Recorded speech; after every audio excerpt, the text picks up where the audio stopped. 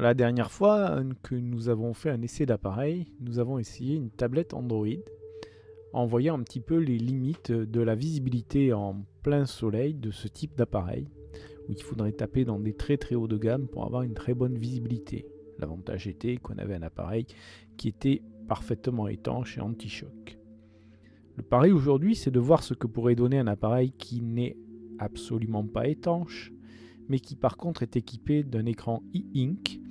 C'est le cas pour la plupart des liseuses. Il se trouve qu'actuellement, les constructeurs ont développé des liseuses e-ink à base de noyaux Android, ce qui laisse présager de la possibilité d'installer OpenCPN dessus.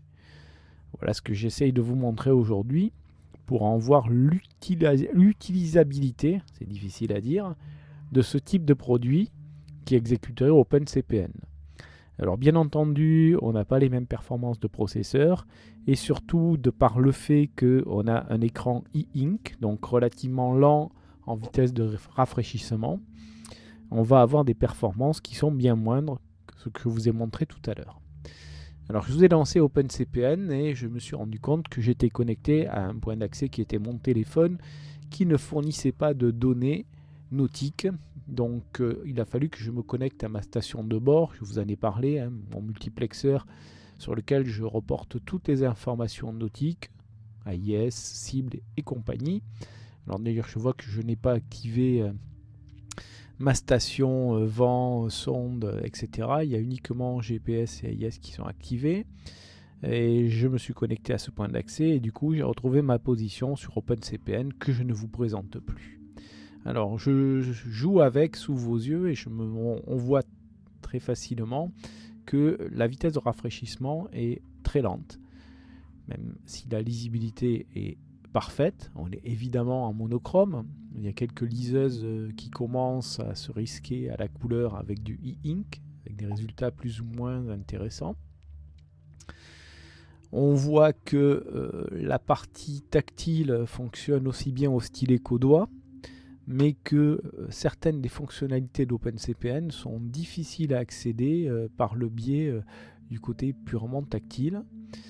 Mais la plupart de l'interface qui avait été développée spécifiquement pour Android, notamment la partie haute, d'ailleurs pour laquelle on ne voit pas l'icône qui permet d'avoir des menus adaptés à l'environnement Android, reste tout à fait utilisable, y compris au doigt.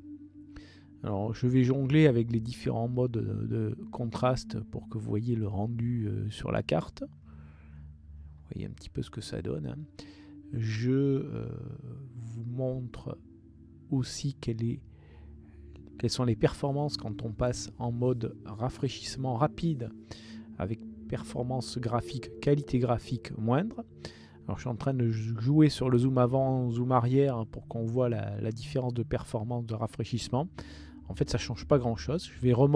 Je rebascule dans le mode normal avec une très bonne qualité graphique. Très très bonne qualité graphique sur ces écrans e-ink.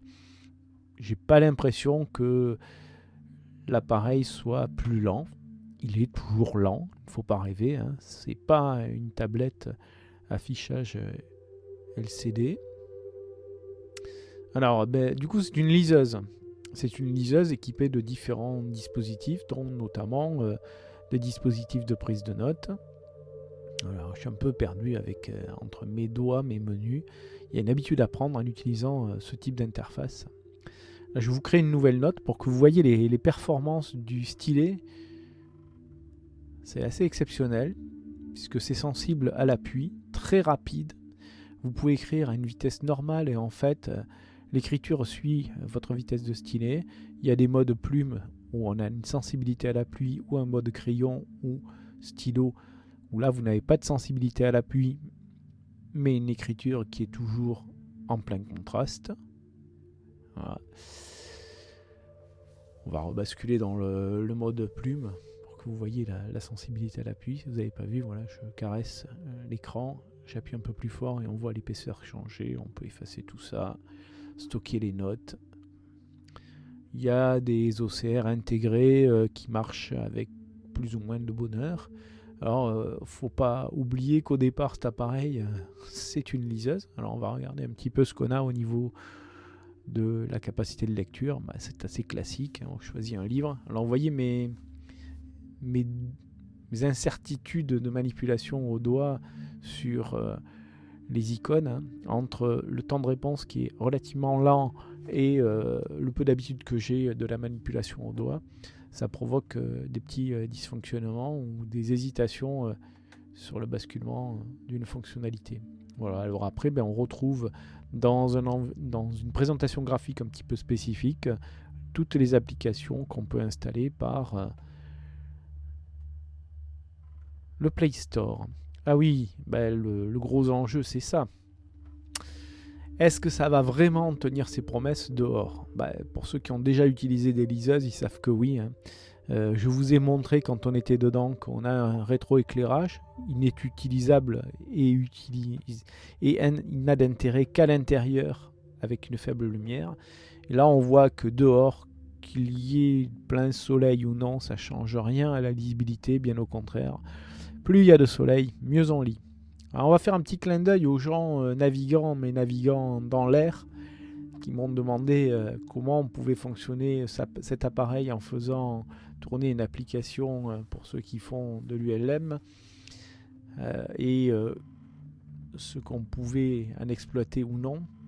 Alors on voit que là, sur des cartes qui sont des cartes aéronautiques, on est un petit peu à la limite de ce qu'on peut obtenir au niveau contraste par rapport à des cartes qui ont été développées au départ pour être vues en couleur.